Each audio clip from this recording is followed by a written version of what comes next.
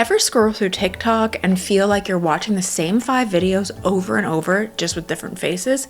The same soft lighting, the same beige kitchen counters, the same Stanley cups, oat milk lattes, and whispery voiceovers saying, "My morning routine really grounds me." At first, it feels harmless, comforting even. But after a while, something starts to feel uncanny, like you've stepped into a digital hall of mirrors where every reflection looks just a little too familiar. It's not a coincidence, it's choreography, a perfectly synchronized performance, replicated, reposted, and rewarded. Everywhere you look, the same smiles, the same tones, the same aesthetics. The internet has flattened into one long looping reel of relatability, a collage of near identical personalities and pre-approved lifestyles.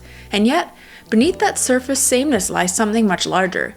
Not just trends, not just taste, but a system, an invisible machine quietly shaping how we look, speak, think, and even feel online. Welcome to the influencer industrial complex, a vast digital ecosystem designed not only to influence what we consume, but to standardize how we express ourselves. What once felt like authentic connection has become a production line of curated individuality, each creator molded to fit the algorithm's ideal of engagement, relatability, and brand safety. Because what if the sameness we see online isn't an accident, or even imitation, but by design? In this video, we'll pull back the curtain on the hidden economy of influence, from algorithmic gatekeeping to brand-engineered authenticity, and explore how our digital selves are being mass-produced. And ultimately, we'll ask the question, if everyone is performing authenticity, does it even exist anymore? And hello everyone, my name is Laura, and welcome to my channel.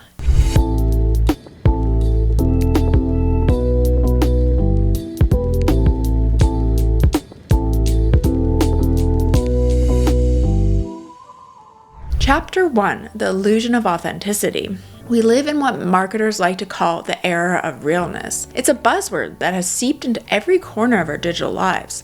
Influencers promise vulnerability, brands sell us authentic connection, and social media platforms have perfected the visual language of imperfection, an artfully messy bedspread, an unfiltered selfie that somehow still catches the morning light, a tearful storytime video softly lit by the glow of a ring light. This is authenticity as an aesthetic. A look, a tone, a formula. It's not raw or accidental, it's crafted. A feeling we can package, reproduce, and monetize. It's a version of realness that photographs beautifully, one that feels intimate but never intrusive, emotional but never uncomfortable. But look closer and the cracks begin to show. Every spontaneous laugh has been filmed 3 times. Every off-the-cuff story has been rehearsed. Even breakdowns are strategically edited to stop just and short of a genuine discomfort. Every confession follows the same emotional arc. Self-deprecation, revelation, redemption. Even chaos is choreographed to fit neatly into a 15-second window of relatability. Scroll long enough and you start to notice how repetition seeps into everything. The same white kitchens, the same lattes, the same tone of voice, the same apartment bathed in the honeyed golden hour light, filtered through algorithm-approved warmth. What we're witnessing isn't individuality, it's production design. This is the aesthetic trap. The illusion that authenticity can be curated. What once was spontaneous has become a genre. We used to follow influencers because they offered us something we didn't have, a window to someone else's peculiar personal world. Their quirks, their tastes, their eccentric personalities, which made them interesting. Now we follow templates. The minimalist apartment, the morning matcha ritual, the mirror scribbled with affirmations and careful handwriting. These aren't personal choices. They're symbols of a new visual language of aspirational relatability. You're not just showing who you are. You're proving you can play the part of a real person online. It's not enough to be yourself anymore. You have to look like the kind of person who's good at being themselves. The paradox of modern authenticity is that it's still performance, only the script has changed. The glossy perfection of early Instagram, crisp white borders, Valencia filters, and beach vacations has been replaced by the soft, unspoken vulnerability of the influencer next door. We've traded luxury for intimacy, aspiration for accessibility, but the machinery behind it remains the same. The influencer must constantly perform realness to stay relevant. They must share just enough struggle to appear human, but not enough to make their followers uncomfortable. Even their flaws are curated. Mental health struggles packaged in pastel aesthetics, burnout narrated over lo-fi beats, vulnerability edited for engagement. There's an art to being authentically marketable. Influencers walk a fine line between confession and performance, emotional truth and aesthetic control. The moment vulnerability becomes a branding tool, it stops being organic, it becomes content online. The personal has become professional, and the performance of authenticity is now one of the most valuable skills a creator can possess. As the internet's appetite for relatability grows, so does the business of manufacturing it. Entire agencies now specialize in authentic storytelling and brand humanization. There are consulting firms that coach creators on how to build trust through transparency, which really means learning how to make commercial partnerships feel personal. There are workshops on how to cry on camera, how to structure an apology video, how to make your trauma shareable but brand safe. It's not deception, it's survival. It's an economy where attention is currency, authenticity has become the product. And like any product, it's designed, tested, and mass-produced. Even rebellion has been branded. The weird girl aesthetic, once a raw expression of individuality, has been neatly folded into the mainstream. Messy hair, thrifted clothes, and chaotic energy. What began as resistance to perfectionism has been aestheticized into a purchasable identity. It's now a fully realized archetype with its own Pinterest boards, TikTok filters, and fast fashion replicas. What was once weird is now marketable, sold back to us as different. Even resistance is commodified. The cycle of imitation disguised as authenticity isn't new. It's the digital evolution of something much older. In the mid-20th century, advertisers sold women the dream of effortless domestic perfection. Housewives were encouraged to look natural, graceful, and unbothered. But that appearance was only possible through endless labor. The modern influencer does something similar. They sell us the fantasy of unfiltered selfhood, achieved through meticulous editing, lighting, and scripting. We're told it's effortless, but the effort is just hidden from view. And so, individuality has become a kind of performance art. Like actors, influencers rehearse, refine, and reshoot until their authenticity looks just right. The more we try to be real, the more we rely on the aesthetic of realness. Filters that mimic natural light, captions that mimic casual tone, and confessions that mimic vulnerability. It's no wonder everything feels the same. We're all performing different versions of the same character, hoping the algorithm will recognize us as genuine. But what's truly haunting is how the performance reshapes our inner lives. When everything becomes content, even our private emotions start to feel performative. We narrate our sadness before we fully felt it. We aestheticize our pain before we've processed it. The online self and the offline self begin to blur. And somewhere in the middle, authenticity dissolves into simulation. So maybe the question isn't whether we've lost authenticity online, but whether we ever had it to begin with. If the internet rewards performance over presence, optimization over honesty, and visibility over vulnerability, then what we call authenticity might be just another trend in disguise. And if everyone is trying to be authentic in the same way, who's really being themselves? Chapter 2, the algorithm's iron grip. The algorithm isn't a curator, it's an amplifier. It doesn't discover originality or highlight diversity of thought. It multiplies whatever already works until we're drowning in it. It's not an art gallery, it's a factory assembly line, endlessly reproducing what sells. Every scroll, every pause, every like becomes a data point, feeding an invisible feedback loop. Except the truth is, it's teaching us what to want. And what the algorithm learns most efficiently is this: familiarity sells, predictability performs, and novelty is only valuable if it's safely familiar. Across every platform, the logic is eerily the same. TikTok, YouTube, Instagram, different names, identical mechanics. They demand predictability, rhythm, and constant presence. A 7-second transition, the trending audio you've heard 1,000 times. A hook in the first 3 seconds, subtitles in beige, the same that girl morning routines, the same unpopular opinion rants, the same things that make sense montages. These aren't random creative trends. Their algorithm expels. Recite them correctly and the system rewards you with reach. Miss a beat and you vanish. It's not that creators want to be repetitive. It's that the system punishes those who aren't. The algorithm doesn't reward innovation, it rewards efficiency. It measures not meaning, but retention. The longer you can hold attention, the more valuable you are. So creators learn to think like the machine. They internalize its logic until it becomes instinct. Should I post this? Will it perform? Is this sound still trending? Will the colors read on mobile? Slowly, self-expression morphs into optimization. Art becomes analytics. Creativity becomes compliance. This quiet conditioning reshapes more than content. It reshapes the creator's mind. The algorithm becomes a kind of invisible boss. It sets the hours, defines success, and silently disciplines those who fail to deliver. When a video underperforms, the silence isn't neutral. It feels personal. The machine's disapproval becomes emotional, and creators start to chase its approval the way we chase affection. We learn to anticipate its moods, its patterns, its mysterious preferences. It's no longer a tool, it's a relationship. The more we adapt to it, the less we notice how much control it actually has, because the algorithm doesn't just reflect culture, it constructs it. It decides what we see, who we see, and for how long. It decides what rises to the surface and what quietly disappears. It favors content that provokes quick emotion, outrage, envy, amusement, and desire. Anything that requires slowness, subtlety, or reflection is quietly buried. Complexity doesn't trend. Nuance doesn't convert. So we build a world optimized for scrollability rather than substance. And now with the rise of AI-driven analytics, the algorithm has evolved from observing human behavior to predicting it. Machine learning models analyze millions of data points to forecast which emotions, colors, and story structures will hold your gaze.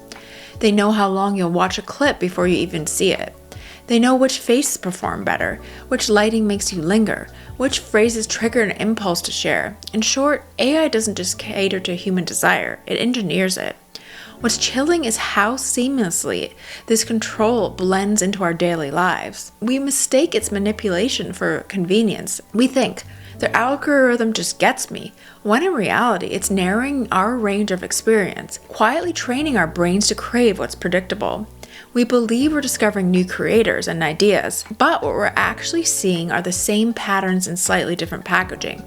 The same faces, the same jokes, the same sentiments, all arranged to feel fresh. A digital echo chamber where everything looks slightly different but feels exactly the same. Even the illusion of choice is part of the design.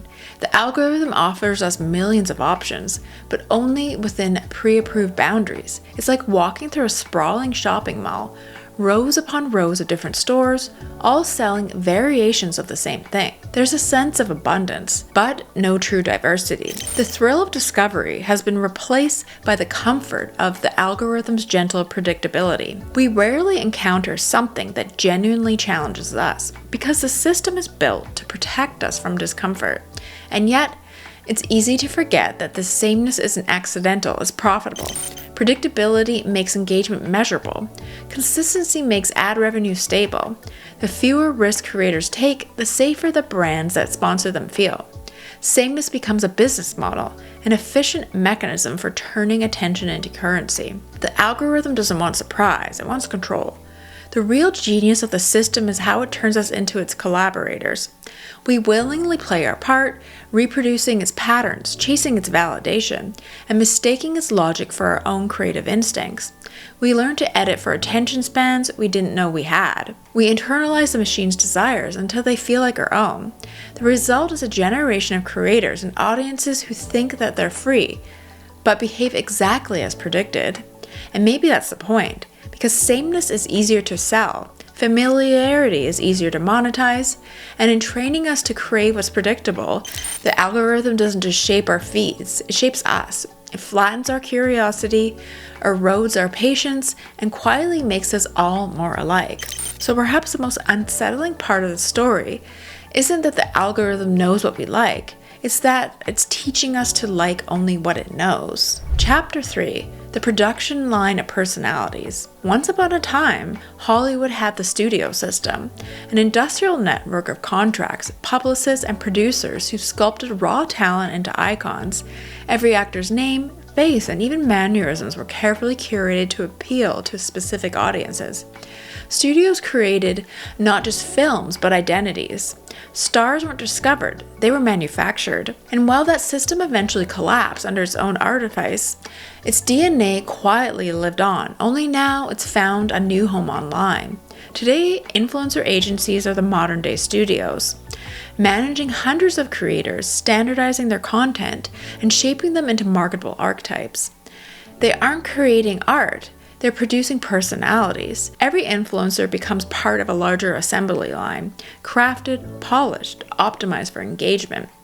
The influencer is no longer just a person with a camera. They're a brand asset. Their job is to generate trust and sell intimacy, but within the parameters set by their digital handlers. Each influencer is molded into an archetype, familiar, recognizable, and profitable. There's the wellness girl, glowing and ethereal, sipping green juice from a glass straw. The minimalist, with her beige apartment and capsule wardrobe. The hot mess friend, endearly chaotic, but ultimately safe. The intellectual, who makes smart girl content palatable through good lighting and neutral makeup. Each personality is distinct enough to feel personal, yet generic enough to appeal to everyone. It's the digital equivalent of mass market perfume. The illusion of uniqueness produced in mass. Behind every supposedly authentic influencer lies an invisible team.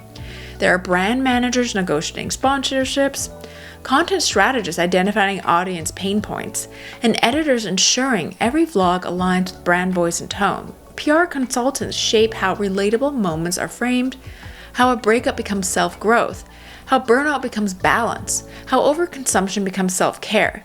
These aren't accidents, they're marketing decisions designed to translate human experience into clickable narratives. This is the factory of the self. Influencers are taught to master what agencies call 3 C's: consistency, charm, and conversion.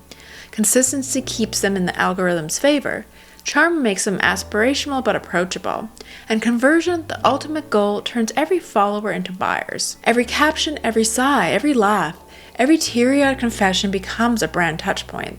Training programs now teach influencers how to cry authentically on camera, how to write emotionally charged captions that create parasocial depth, and how to end a relatable story with a discount code. In this landscape, authenticity is not discovered, it's engineered. But what does this mean for identity? When your personality becomes your product, where does performance end and selfhood begin? The influencer economy blurs the boundary until it disappears completely. The persona you play online begins to colonize your offline self.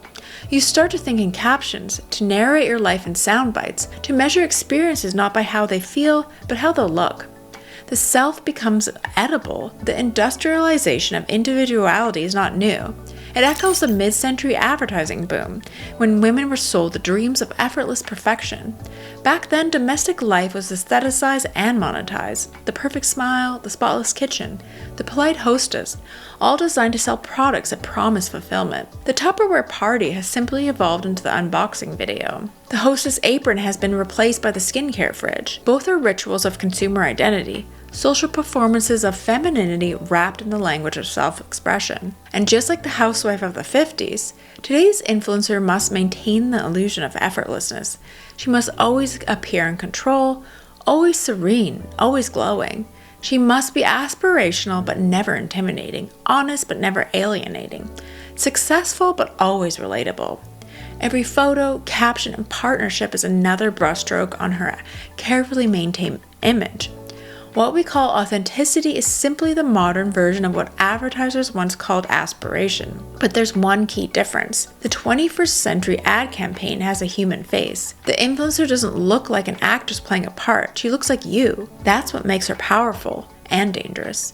Because she's not just selling a product, she's selling the illusion of intimacy. The follower feels like a friend, and the friendship becomes a marketing channel. The transaction is disguised as connection. The influencer is the living embodiment of capitalism's latest trick, making consumption feel like self-expression. The brand no longer speaks to you from above. It whispers in your ear through someone you trust.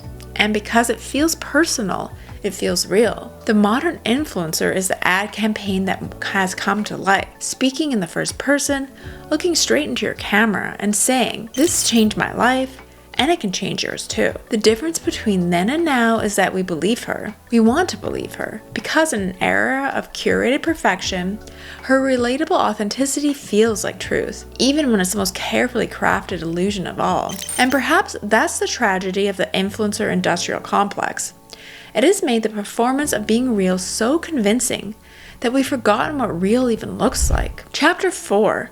The consumer's complicity. The influencer industrial complex wouldn't exist without us, the consumers. It's easy to point at algorithms, agencies, or influencers as architects of sameness, but the truth is, the machine only runs because we keep it well oiled. Every scroll, like, comment, and purchase is a form of participation. The algorithm doesn't create demand, it reflects it, feeds it, and refines it.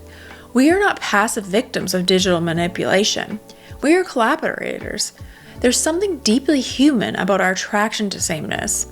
It feels safe, comforting, predictable in a world defined by chaos, political unrest, economic instability. The uniformity of online life offers the illusion of control. Beige interiors, matching skincare fridges, aesthetically identical morning routines. They soothe us precisely because they're familiar. When everything outside feels unstable, repetition becomes a kind of refuge. We don't want surprise, we want reassurance, and the platform knows it. Every time we linger on a video, the system learns something new about us. It tracks how long we hover before we double tap, how many seconds we replay a sound, what color makes us stop scrolling. The more we consume, the more it understands our preferences, until the feed starts to feel tailor-made. Because it is. But what we often forget is that personalization and predictability are two sides of the same coin. The more perfectly the algorithm predicts what we'll like, the less likely we are to encounter something we didn't know we needed. Slowly our curiosity erodes, replaced by the comfort of the familiar. Even our pursuit of individuality has been monetized. We chase uniqueness through trends designed to make us indistinguishable. We buy the same signature scents, the same curated jewelry, the same lifestyle items marketed as essentials for your aesthetic. We want to stand out, but only in ways that the algorithm will reward. So we pick from the same set of acceptable identities: the clean girl, the mob wife, the soft girl, the coastal grandmother. The internet gives us infinite options, but each one is pre-packaged, complete with a mood board, a soundtrack, and a shopping list. It's not self-discovery, it's brand alignment. The irony is that even rebellion has been commodified. When we grow tired of one aesthetic, the internet immediately provides another. Minimalism gives way to maximalism. The clean girl becomes a messy girl. The cycle of consumption never ends, it just rebrands itself. The illusion of change keeps us engaged, but the system beneath it remains untouched. Each time we think we're breaking free, we're simply buying into the next iteration of the same thing. We like to think we're smarter than the system, that we can outwit the algorithm by being self-aware, but even that awareness has been absorbed into the machine. De-influencing, for example, an online movement meant to reject overconsumption, has quickly been repackaged as a new form of influence. Videos titled "Things I Regret Buying" still drive millions of views, still promote products through reverse psychology, still generate affiliate revenue. The message changes, but the behavior doesn't. The system's genius lies in its ability to monetize resistance. The result is a kind of collective choreography. Millions of us performing originality together. We buy the same books, recommended by Book Talk. We wear the same unique thrift finds from curated Depop shops, and copy the same signature makeup routines from influencers who all use the same products. We're not being forced into conformity, we're participating in it willingly. We scroll into it, swipe into it, and shop into it. And it's easy to understand why. The algorithm gives us exactly what we crave: familiarity disguised as choice, belonging disguised as individuality. We don't want to feel left out, so we imitate what everyone else seems to love. We perform our identities not for ourselves, but for the invisible audience watching from the other side of the screen. Each like becomes a small confirmation that we're doing it right, that we belong. But the belonging comes at a cost. The more we surrender our taste to the algorithm, the more we outsource our instincts. We stop asking ourselves what we actually like and start asking what works. We learn to define ourselves by visibility rather than authenticity. Slowly, our creative impulses narrow to fit the mold of what's rewarded, and the mold keeps shrinking. Sameness then isn't something imposed on us. It's something we choose. It's the price we pay for belonging, for validation, for the illusion of control in an unpredictable world. We have become both the audience and the product, both the consumers and the creators of sameness we claim to despise. And maybe that's the most unsettling truth of all. We didn't lose our individuality to the algorithm. We traded it away willingly, one scroll at a time. Chapter 5. Breaking the mold. But the cracks are starting to show. Beneath the glossy surface of the influencer machine, something is shifting. The audiences who once craved perfection are beginning to grow restless. The aesthetic monotony, the pristine apartments, the perfectly lit skincare routines, the endless carousel of sameness has started to lose its charm. There's a collective fatigue taking root, a quiet hunger for something unpredictable, something human. Even creators themselves are beginning to feel the strain. Many speak of burnout, not just as exhaustion, but as an existential delusionment. The creeping realization that the authentic selves they've spent years performing have become impossible to sustain. This disconnect has given rise to a kind of digital underground, pockets of resistance forming in the corners of the internet. Micro-communities are thriving in the margins, away from the algorithm's main stage. Creators are filming unedited vlogs again, posting blurry photos, uploading long, rambling videos that defy the platform's pacing expectations. In a sea of perfection, imperfection has become its own quiet form of rebellion. These creators aren't trying to hack the algorithm, they're ignoring it altogether. It's a return to sincerity, mess, and experimentation.